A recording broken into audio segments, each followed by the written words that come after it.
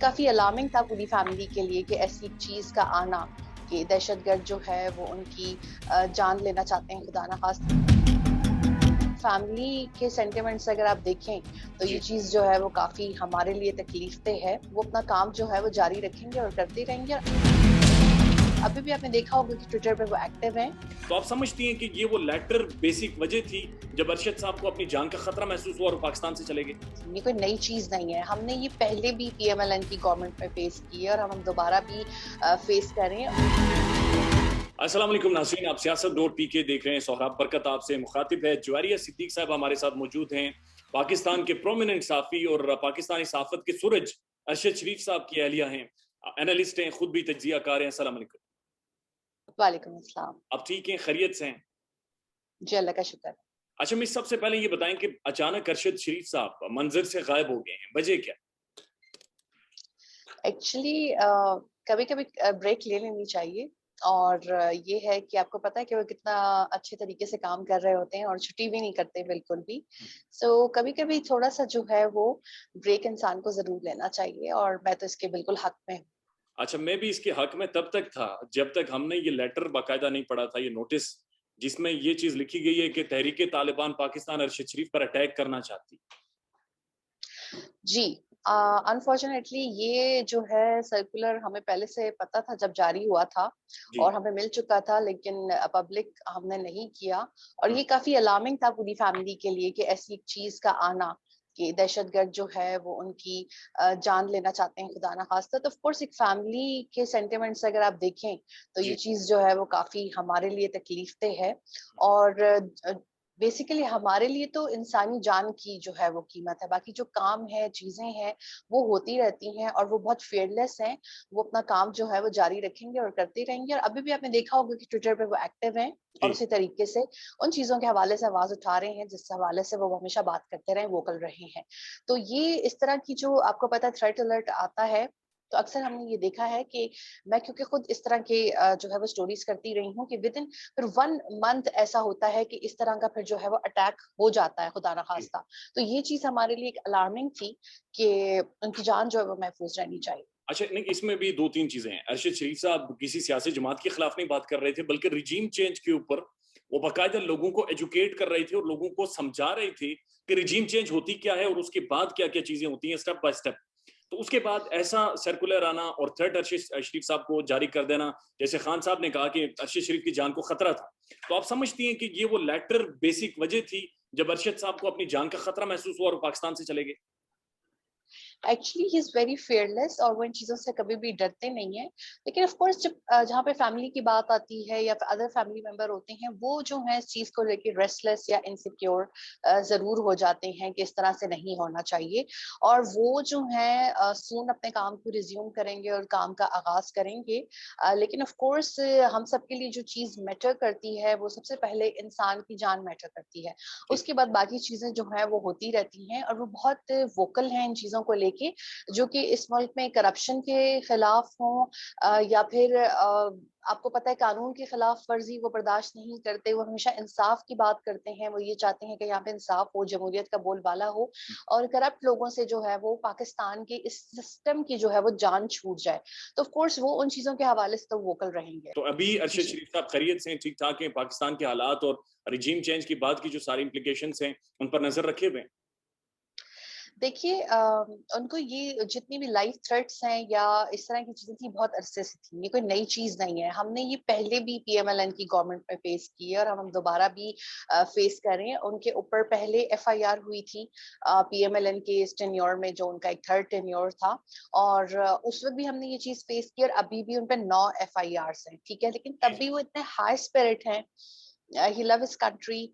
وہ ہمیشہ ان چیزوں کو پروموٹ یا ہائی لائٹ کرنے کی بات کرتے ہیں جو کہ پاکستان سے ریلیٹڈ ہوں. کرپشن کے حوالے سے وہ بہت زیادہ کام کرتے ہیں. ان کو ابھی بھی یہ ہوتا ہے کہ وہ چیزوں کو پڑھ کے نکالتے ہیں. انہیں کسی کی طرف سے کوئی چیز فیڈ ہوئی بھی نہیں ملتی، نہ وہ کسی کی بات پہ عمل کرتے ہیں، نہ وہ کسی کی بات کو اس طرح سے فالو کرتے ہیں، چاہے وہ فیملی ہو، چاہے وہ کولیگز ہوں یا جانے والے ہوں. وہ آبویسلی سب بہت سی چیزیں پڑھ رہے ہیں اور انہی میں मसरूफ हैं। अक्सर मैं ये होता है कि मैं डॉक्यूमेंट्स उनके इर्द-गिर्द से उठा रही होती हूँ कि डॉक्यूमेंट्स जो हैं वो इतने डॉक्यूमेंट्स पढ़ रहे होते हैं, उन चीज़ों को हाइलाइट कर रहे होते हैं, वहाँ से उनको वो करप्शन मिलती है। ये कहीं सरेआम चीज़ें नहीं पड़ी हुई होती, ये कहीं आम दस्तयाब नहीं होती। राइट टू इन्फॉर्मेशन के तहत वो बहुत सी चीज़ों को निकलवाते हैं और बहुत सी चीज़ों को डिग आउट करते हैं। तो like he is busy in reading and reading different documents. अच्छा, जब भी मैंने खुद उनके कुछ एक इंटरव्यूज किए और मुझे पता है कि जब भी पाकिस्तान की फौज का जिक्र आता था, किसी फौजी का, किसी सिपाही का जिक्र आता था, अरशद साहब की आंखें भर आती थी और यकीन करें वो अ, बिल्कुल आंसू निकलना शुरू हो जाते थे। एक दर्द वो इस मुल्क के लिए रखते हैं, इसमें कोई डाउट नहीं है। लेकिन आप मुझे ये बताएं कि बतौर फैमिली आपके अरशद साहब ज़ाहिर हमारे मुल्क का एहसास है, आप आपके आपके शोहर हैं, आपके लिए कितना बड़ा ये डिस्टर्बिंग था ये सर्कुलर देखना और अचानक फिर उन्हें जान का खतरा होना और मुल्क से बाहर चले जाना? Actually as a family obviously मैं हर्ट होती हूँ इन चीज़ों से। अगर उनको कोई भी चीज़ जो है उनके ऊपर आंच आने लगे, खुदा ना खास्ता कुछ चीज़ें होने लगें और वो बहुत कुछ फेस कर रहे हैं रिजीम चेंज के बाद से, एफआईआर्स हों, चीज़ें हों, लेकिन वो बहुत ब्रेवली कर रहे हैं और जब उनकी हम बहादुरी को देखते हैं तो बहुत हद तक फिर हम भी उस बहादुरी से बहुत कुछ सीखने की कोशिश करते हैं। लेकिन ऑफ कोर्स आपकी लाइफ डिस्टर्ब होती है, आप हर्ट फील करते हैं।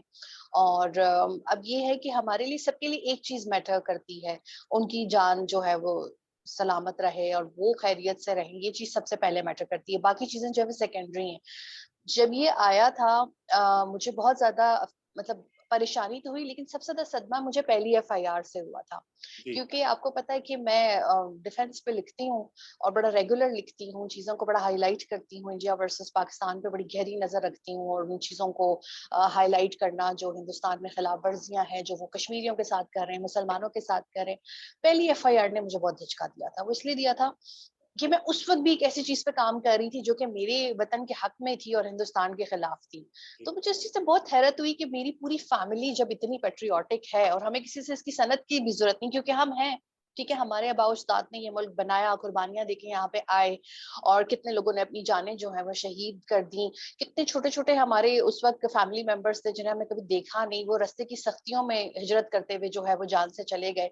कुछ लोगों को जो है वो कत्ल कर दिया गया बहुत मुश्किल था, बलवाइयों की तरफ बहुत से। मुश्किल था। तो वो चीज ने मुझे इतना शदीद सदमा दिया था पहली एफआईआर ने कि मैं बहुत दिन चुप रही और बहुत हैरत ज़दा भी हुई कि एक शख्स जो इतना ईमानदार है, आप उसके खिलाफ करप्शन नहीं निकाल सकते किसी भी किस्म की। इसलिए लोग फिर वो एक फेक स्टोरी सेल करना शुरू हो जाते हैं पर्सनल लाइफ को लेके, क्योंकि हम अपनी पर्सनल लाइफ पब्लिक ही नहीं करते, हम कोई तस्वीरें पोस्ट ही नहीं करते, हम घूमने भी जाएं तो हम चेक इन नहीं करते, हम अगर कुछ खाना भी खा रहे हो तो वैसे ही खा लेते हैं, दुनिया को दिखाने की जरूरत नहीं होती, कुछ पहना हुआ हो तो खुशी खुशी पहन लेते हैं, उसके लिए हमें चेक इन करने की या वो जरूरत नहीं है। तो फॉर मी मुझे सबसे ज्यादा सदमा पहली एफआईआर से हुआ था, ठीक है, फिर उसके बाद तो मुझे पता चल गया कि ये तो इस मुल्क में होता है और पहले भी नवाज शरीफ साहब का जब दौर था तो हुआ था और अब उनके भाई का दौर है तो ऑफकोर्स अब भी होगा। फिर जब ये सर्कुलर आया तो जाहिर सी बात है मुझे बहुत परेशानी हुई कि उनकी जान को खतरा है, इस तरह चीजें हैं, अब क्या किया जाए। लेकिन हमारा जो है, हमारा कोई ऐसा प्लान नहीं है कि हमने मुल्क से बाहर जाना है या बाहर रहना है या वहां शिफ्ट होना है। हमारा मुल्क पाकिस्तान है, हम पाकिस्तानी हैं, हमने यही रहना है। ना हमारे पास कोई गैर मुल्की शहरियत है, ना कोई जायदादें हैं, यही हमारी धरती है, यही हमारा सब कुछ है तो और अरशद यही की हमारे पास साहब नेशनैलिटी है। एक्सपेक्टेड क्या है, कब वापस आएंगे अरशद साहब? सून। सुन इंशाल्लाह। अच्छा, जी। बतौर तज्जियाकार, बतौर एनालिस्ट और डिफेंस के ऊपर आप बहुत ज्यादा लिखती हैं, आप क्या समझ रही हैं कि जो रिजीम चेंज पाकिस्तान में की गई है, उस तरह से जिस तरह से कुछ खास साथियों को, जिसमें अरशद साहब शामिल हैं, टारगेट करके मुल्क से भगाया गया, उनकी लाइफ थ्रेट यहां पर क्रिएट की गई, ये रिजीम चेंज के बाद की जो इम्प्लीकेशंस हैं वो अभी तक यानी जारी हैं? देखिए, एक चीज एग्जिस्ट करती है, अगर उसको कुछ लोग ये कह रहे हैं कि नहीं करती तो वो अपनी अहमकों की जन्नत में रहे, हम और अवाम तो इसी चीज पे बिलीव करते हैं कि ये है। आप ये देखें कि इस मुल्क में कोई करप्शन कर रहा है उसको कोई नहीं पूछ रहा, कोई कानून की खिलाफ वर्जी कर रहा है उसको कोई नहीं पूछ रहा। जो रजीम चेंज की बात कर रहा है या जो ये कह रहा है कि उसको इम्पोर्टेंट हुकूमत नामंजूर है, या कोई ये कह रहा है कि ऐसा कैसे हो गया, एक चलती हुई हुकूमत घर चली गई और इन लोगों को हुकूमत दे दी गई जिनसे कुछ भी नहीं चल रहा और कुछ भी नहीं संभल रहा, पेट्रोल की कीमतें आसमान पे हैं, बिजली के आप बिल उठा के देख लें कहाँ पे जा रहे हैं, कोई उस पे बात करता है उसकी जबाबंदी हो जाती है, ठीक है। पहले साबिर शाकिर साहब गए, फिर अब अरशद गए हैं, ठीक है, बाकी लोग यहाँ पे आपको देखें क्या हो मेरे रहा है। में बंद कर दिया गया, शहबाज अगर गिल, वुमन को आप देख लें, خاور گمن کے ساتھ جو ہے وہ زیادتی ہو رہی ہے, عماد یوسف کے ساتھ بہت زیادہ زیادتی ہوئی, ٹھیک ہے, اور پھر اب یہ دیکھیے کہ عمران ریاض کے ساتھ کیا ہو رہا ہے. لیکن لوگ جو ہیں وہ پھر بھی بات کر رہے ہیں, لوگ جو ہیں وہ پھر بھی بول رہے ہیں. آپ ان کو آپ کیسے زبانبندی کر سکتے ہیں 22 کروڑ لوگوں کی, اور سوال پوچھنے سے کسی کو کیسے روک سکتے ہیں؟ آپ سوال پوچھنے سے یہ ہو جائے گا کہ آپ غدار ہیں, آپ محب وطن نہیں ہیں. محب وطن وہ نہیں ہے جنہیں آپ نے پارلیمنٹ میں لا کے بٹھا دیا ہے, جن کے بیانات آن دا ریکارڈ موجود ہیں. کل پرسوں بھی جس کو آپ نے فورن افیئرس کی کمیٹی کا چیئرمین بنایا ہوا ہے, وہ اداروں کے اوپر الزام لگا رہا تھا اور یہ کہہ رہا تھا کہ ادارے جو ہیں وہ رسپانسبل ہیں اس چیز کو. اس کا ٹویٹ پڑا ہوا ہے. ایسے لوگوں کو آپ کمیٹیاں دے رہے ہیں, ایسے لوگوں کو اپنی خارجہ پالیسی دے رہے ہیں, اور جو ملک کے لیے کام کرتے رہے ہیں رضاکارانہ طور پہ, والنٹیئر کے طور پہ. میں نے 27 فروری کے بعد سائبر اسپیس میں جنگ لڑی رضاکارانہ طور پہ. نہ مجھے کسی سے تمغہ چاہیے, نہ ملا, نہ مجھے کسی سے فنڈنگ چاہیے تھی, نہ میں کبھی لوں گی. آپ کو پتہ ہے اس طرح کی چیزیں جب آپ انڈیا کے ساتھ کر رہے ہوتے ہیں تو آپ کو اپنے اکاؤنٹ کے سسپینڈ ہونے کا بہت بڑا خطرہ ہوتا ہے. وہ خطرہ مول کے بھی ہم پاکستان کا بیان جو ہے وہ بتا رہے ہوتے ہیں. اس وقت تو کوئی ٹیمز ایگزسٹ بھی نہیں کرتی تھی, نہ ان سوشل میڈیا کی کرتی تھی, نہ باقی لوگوں کی کرتی تھی. ہم والنٹیئرز جو ہیں وہ چیزوں پہ آواز اٹھاتے تھے کیونکہ وہ یہ پروپیگنڈا کر رہے تھے کہ ہم نے F-16 گرایا, جبکہ ہم انہیں یہ بتا رہے تھے کہ جب ابھینندن کے جہاز سے کوئی میزائل فائر ہی نہیں ہوا تو کیا F-16 بدوا سے آپ نے جو ہے وہ گرایا, اور ہمارے فلیٹ پہ تو پورے ہیں. ٹھیک ہے, اب ایسے لوگ اگر ان کو نہیں پسند آ رہے تو پھر ٹھیک ہے, ان کی مرضی ہے, جس سے چاہے اپنا. جی, ایسے لوگ کسے نہیں پسند آ رہے؟ وہی جو رجیم چینج والے ہیں. یہ وہی لوگ ہیں جنہوں نے ارشد شریف صاحب کے لیے تھریٹس بھی کریٹ کیے پاکستان میں. دیکھیے ایسے نا بہت سے فیکٹرز ہوتے ہیں, یہ ایک کوئی شخص نہیں کر رہا ہوتا. آپ کسی ایک شخص کو نہیں کہہ سکتے, اس کے پیچھے نا بہت سے عوامل ہوتے ہیں. وہ عوامل جو کہ کرپشن کو سپورٹ کرتے ہیں, وہ عوامل جو جمہوریت کو پنپنے نہیں دیتے, وہ عوامل جو ایک وزیر اعظم کو 5 سال پورے نہیں کرنے دیتے, وہ عوامل جو موروثی سیاست کے قائل ہیں, وہ عوامل جو یہ چاہتے ہیں کہ ہمارے اوپر ایسے لوگ مسلط رہیں ہمیشہ جو کہ کمپرومائزڈ ہیں, یا پھر وہ جو ہے کرپشن میں بھرے ہوئے ہیں. کیونکہ ایسے لوگوں کو نا پھر وہ کرنا بہت آسان ہوتا ہے, اپنی انگلیوں پہ نچانا. اب میں تو غیر ملکیوں سے نہیں ملتی, میں تو اس طرح کی جگہوں پہ نہیں جاتی, لیکن ہمارے ہاں تو لوگوں کو بہت شوق ہے ان کے ساتھ ملاقاتیں کرنے کا, ان سے بات چیت کرنے کا, ملک کو بدنام کرنے کا. میرا کوئی بھی ٹویٹ اٹھا لیں, میں نے کسی دن بھی اپنے ملک کو بدنام نہیں کیا, کچھ نہیں کہا کہ کوئی وکٹمائزیشن ہو رہی ہے, کچھ ہو رہا ہے. میں اپنا روٹین کا کام کر رہی تھی, کر رہی ہوں, کرتی رہوں گی. Same goes for Arshad. One last comment.